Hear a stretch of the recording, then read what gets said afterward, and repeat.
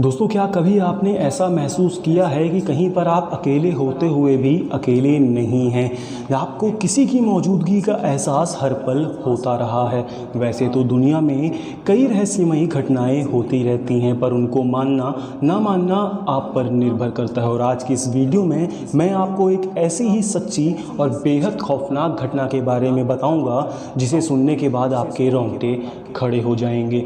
राजकोट में एक ATM service company में काम करने वाले जितेंद्र परमार एक मध्यम वर्ग के इंसान हैं। उनकी शादी को करीब 4 साल हो चुके हैं। उन्हें एक बेटा भी है। वैसे तो जितेंद्र पाठ पूजा में कम ही मानते हैं, पर रास्ते में मंदिर या मस्जिद आ जाए तो सिर झुका लेते हैं। जितेंद्र की नौकरी का समय तो दिन में 8.5 घंटे होता है, पर एटीएम मशीन का फॉल्ट आने पर उन्हें रात के किसी भी समय सर्विस देने जाना पड़ता है। अपने इसी काम के चलते वह एक रात अपनी बाइक पर जा रहे थे।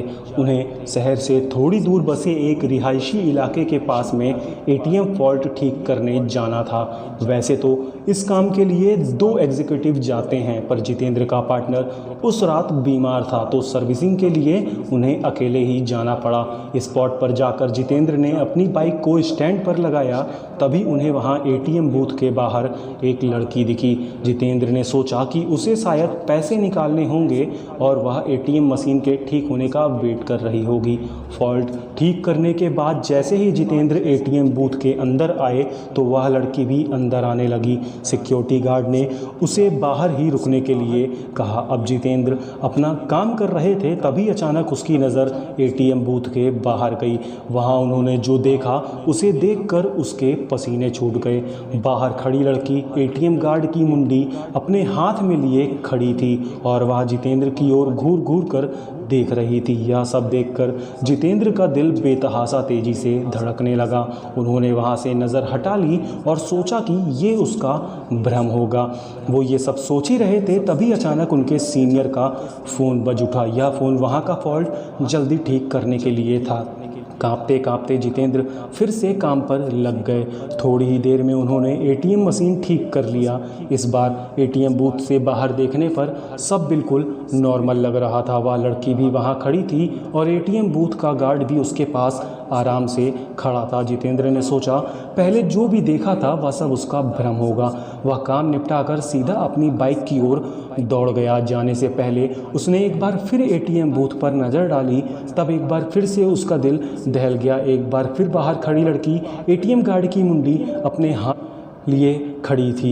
इस भयानक नज़ारे को देखकर जितेंद्र बुरी तरह डर गए और जल्दी वहां से भाग निकले। राजकोट वापस लौटते वक्त उन्हें भी बार बार यह आभास हो रहा था कि उनकी बाइक के साथ कोई परछाई चल रही है। वे घबराए हुए बाइक चलाए जा रहे थे कि ना जाने कैसे अचानक ही उनकी बाइक बंद हो गई और ठीक एक बरगद के पेड़ के पास जाकर रुके। जितेंद्र को यकीन नहीं हो रहा था कि उनके साथ ये सचमुच हो रहा है। उन्होंने नज़र उठाई तो बरगद की शाखा से झूलती हुई एक आकृति नजर आई। उसके हाथ में एक नर मुंडी थी और वो अजीब घरघराहट भरी आवाज़ में कुछ बोल रही थी। जितेंद्र ये सब देखकर वहीं खड़े हो गए। ना उसकी चीख निकली, ना अंदर हिलने की ताकत बची। चुड़ैल पेड़ से नीचे उतरी। उसके उल्टे पांव देखकर जितेंद्र के पसीने छूट गए। उन्होंने आंखें मूंद लीं और भगवान को याद करने लगे। चुड़ैल उनके बगल में आकर बैठ गई और उनका सर सहलाने लगी।